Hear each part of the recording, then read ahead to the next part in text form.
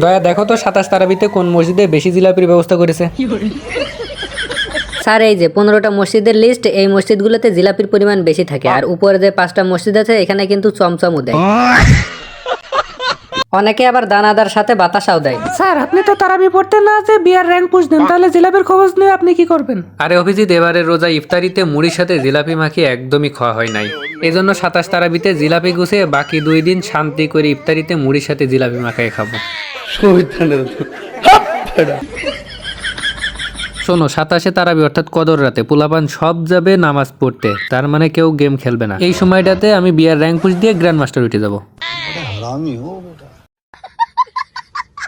Sir তাহলে কি আপনি তারাবি পড়ে জিলাপি নেবেন না? আরে জিলাপি তো আমি নেবই, নামাজ শেষ করে মিলাদ পড়াবে না, মিলাদ পড়ানো শেষ হয়ে গেলে মুনাজাত ধরার আগ মুহূর্তে তোমরা একটা মিস কল দিবা আমার কাছে। তোমরা মিস কল দিলে আমি সাথে সাথে মসজিদে যাব, যাইয়ে জিলাপি নিয়ে চলে আসবো। এটা মানতেই হবে স্যার, বদ বুদ্ধিতে আপনার মাথায় একদম গিজে না।